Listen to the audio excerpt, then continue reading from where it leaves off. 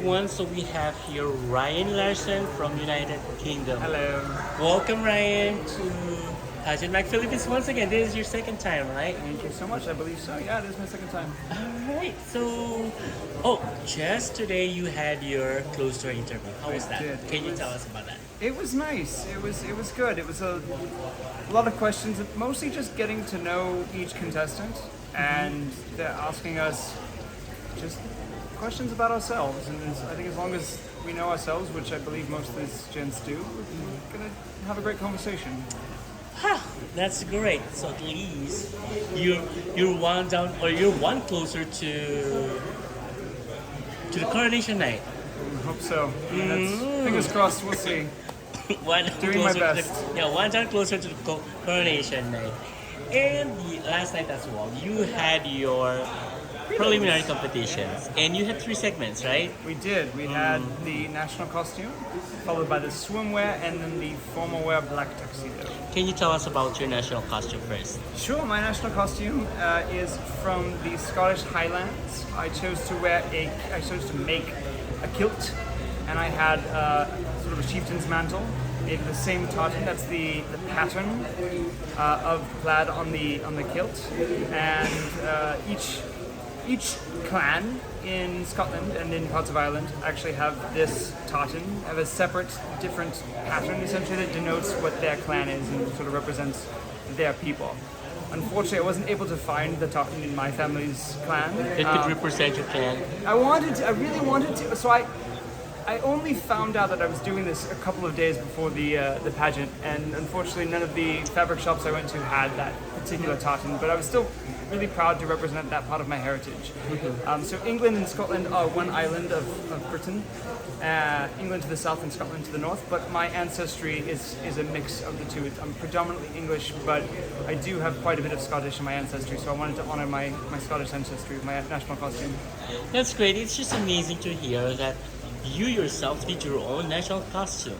I did. It was pointed out to me right before we walked on that on the cloak, one of the seams was backwards.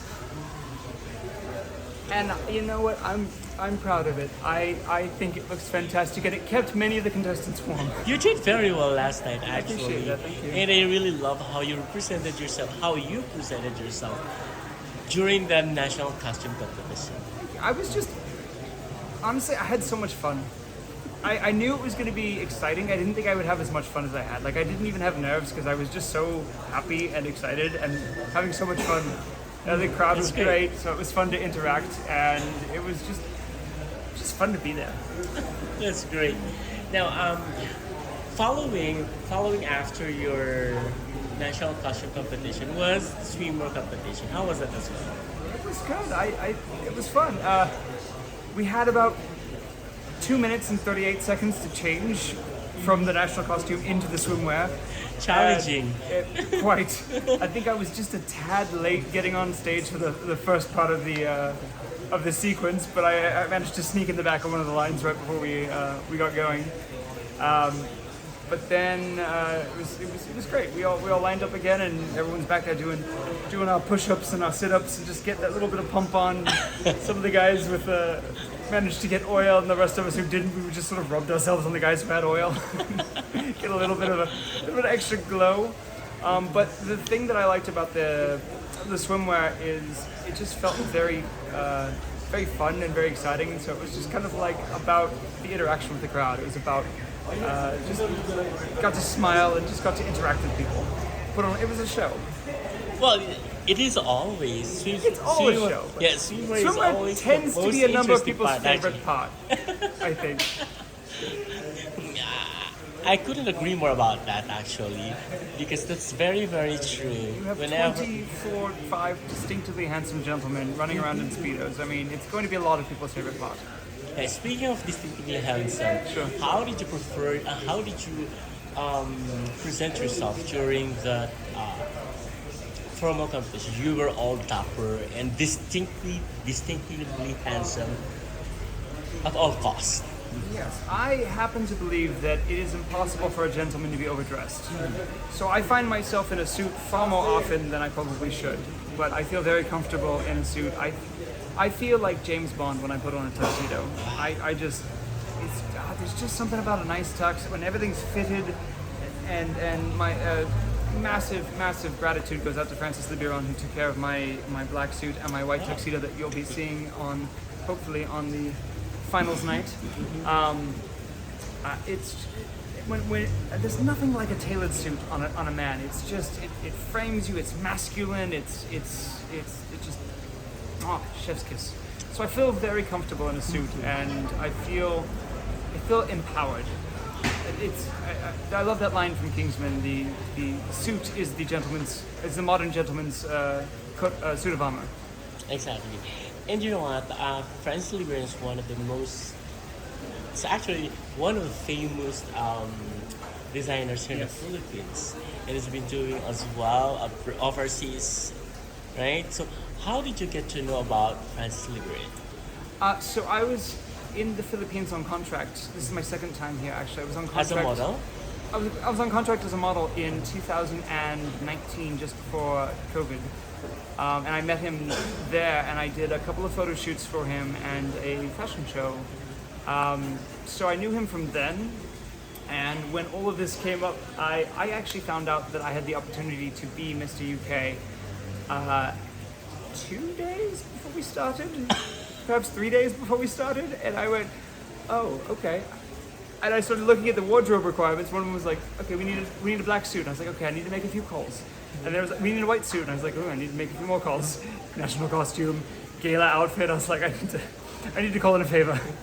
So Francis was fantastic. Had me over to his studio and tried me on in several looks, and then just did some adjustments, some tailoring, so that everything just fits perfect. And I could not be more proud to wear his designs. Did he also do your gala fashion suit? He did. So for the gala night, we had the fashion show.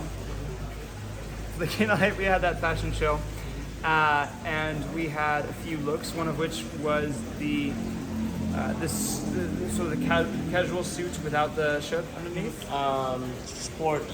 Yeah, the sporty. We had the sporty look first, and then we had the suit jacket with no shirt. The casual, smart casual. Smart casual. So my look actually came from Francis for that, but it was intended to be a full ensemble, and it's an oversized jacket, and I just looked at it and was like, this is the perfect look for a smart casual, no shirt underneath look. So I had that, and then my jacket that I wore with the kilt for my cultural look was also provided by Francis. All right. Right after fashion show gala and the preliminary competition just last night, there were hot picks that actually published by different pages or medias. How do you find it? How do you find about it when you find yourself not into it or find yourself in the list? This is my first pageant. I'm very excited to be here. I'm very honored to be here. I came for just a great experience. Having said that, I will do my absolute best. I don't believe in not doing so. I think that the way that we do anything is the way that we're going to do everything. So absolutely everything I put my 100% into, including this pageant. So it feels really nice to have the reception of others, to have people acknowledge the hard work that went into it, and just the validation of a good job, a job well done. It feels nice. I don't think there's necessarily any, should be too much merit put into the hot picks and such. But at the same time, there's been a few really amazing feedbacks that warmed my heart. There was a comment on Instagram. Somebody posted their hot picks, and for each one they had a little commentary. And on mine they said, Ryan Larson from the United Kingdom. Anybody who's planning on doing a pageant, take notes. And that really felt amazing, because that made me feel like the preparation has paid off and like I'm doing my job. So, Even it's your first time. even though it's my first time, so that I'm honored. Congratulations to that, and I'm happy listening about how you felt about on this kind of hot picks and your opinion on the hot picks. So Having said it's that, good I am reposting all of them. Cool. You know what? It's good that it's not really getting into your head. Yeah, I don't think it should. I mean, I think we have a tendency in general to overthink things and to put too much pressure on, and we don't need to. I mean, this is not a competition for who's the most man or the most gentlemanly or the. It's just, it's a series of essentially trials, and we're all doing our absolute best, and we're pushing ourselves, and we're growing as people, and we're improving. And in some situations like mine, it's the first time doing the pageant, so it's a new situation, and that's how we, that's how we change and adapt to struggles and different things. We have things thrown at us we're not expecting, and we have to pick on the fly. So I love it. So you've been mentioning that this is your first in the pageantry, but you were discovered from the modeling industry. Yes. Right. So, was there any struggle on shifting from that different worlds? It's just sort of it's the same work ethic, but it's a different mindset. In modeling, it's never about you. The first thing I learned in modeling is it's not about you. I had a mentor sat me down and said, "It's not about you, Ryan. It's never about you. It's not about you. You It's are about- one small part of the entire ensemble. You're the only person in the picture, but you don't matter more than the button on that shirt or the color of the background or any. It's not about you." And so that became ingrained in me. So when you're walking in a fashion show, it's not if you draw attention to yourself other than, ooh, that garment is amazing, you're not doing your job. And if you are selling yourself and not the shirt, or not the pants, the trousers, or not the chair, not the whatever else, you're not doing your job. So it's been a bit of a shift from sell the garment to sell yourself. It's been interesting, but I've been enjoying it. Like I said, I like the challenge. I like doing new things, and I like different things. I can see that you never had the opportunity to go on training, such as especially You can on the, see that. yeah, especially in the walk, right? Because there's really difference on how the runway models Sure. do their walk, right? With the pageant contestants or delegates, right? Have you seen the difference of that as well? Or Absolutely. noticed? I 100% have seen that, and I've actually sought help for that. Like I said, when I do anything, I do it at my absolute best. I give it everything I've got. Even if I don't feel that I have a stand a chance, even if I know the outcome already, if somebody came from the future and told me, you're not going to win, I'd still give it my absolute best. I'd still go 100%. Just because that's how I was raised and that's just who I am. So with this, I acknowledge, even with for ramp walking, I had to learn, I had to practice. I had a coach that had to teach me, because it was like, Ryan, you're not booking because you walk weird. So I had to learn how to not walk, and I was like, it's my walk. It's always worked for me, but it wasn't working there. It's so validating to hear that. So I know that it's different with pageant walking. So I hired a consultant who's local over Skype to help me with that aspect, because it's not something I have expertise in. So I went to somebody who is an expert and it has worked with contestants to help me. I think it's important. I think when we need help, we need to seek help. Absolutely, you can learn from time in the course of time. I mean, Sure. now there's one thing that I just wanted to learn before we end this interview. Is there already something, is there already something that you have learned from your brothers or from the entire competition so far? I feel like I've learned so much. I've only been here a week. Oh, yes. About, and I've learned so much. I mean, for starters, we come from all over the globe, from South America, from North America, from Europe, Asia, Africa, literally every continent that has people. We come from Australia, we come from. And there's so much that separates us culturally, and yet we're all so similar. we like as soon as we all got together, we just bonded as brothers because there's so much that unites us, and there's way more that connects us than separates us as people, and that is so evident with an amazing group of guys like this. I've learned the importance of brotherhood. I've learned that when men choose to support each other and to take care of each other, anything is possible, and it feels amazing. There's been times when these guys have just said or done little things that feel so good that you don't often get in a society that tells you that men should be a little distant and keep some space and we'll just chest pump and then we're good, right? Like one of the lads from Nigeria today came. My birthday was yesterday, and he gave me a little chocolate drink and just said, "I hope this So sweet. gives you energy and keeps you youthful and keeps you happy." And it was so sweet. And then with Casey from Australia, somebody was mentioning that they thought I looked like Ryan Gosling, and he's like, "Hey, you take that back. He's way more attractive than Ryan Gosling." And I was like, "Well, I have to disagree with you. That was really kind, and I love these guys. They're my new brothers, and I really hope that they stay that way for many years to come." So, well, definitely the competition will end soon. Sadly, yes. What will you miss then?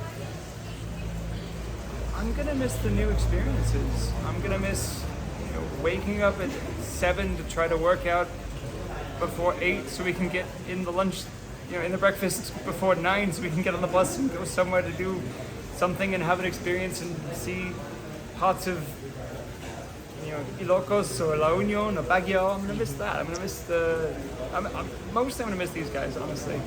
Like, I genuinely wish that we could do this at least once a year, where all of us just come together. Because it's the saddest part. Reunion at least. Yeah, the saddest part is that in a week's time, regardless of what happens, we're all going to go our separate ways.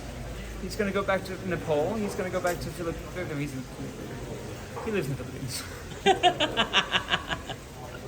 I'm going to go back. Like, everyone's going to go back to their home country and continue to inspire there. But I'm a little selfish. I wish that we could do this more often because I'm having the time of my life and I love these guys. Definitely. Well, we can just talk together. We'll start a group chat. Mm-hmm, all right. So thank you so much, Ryan, for this. But would you like to invite everyone as well on the upcoming coronation? Absolutely.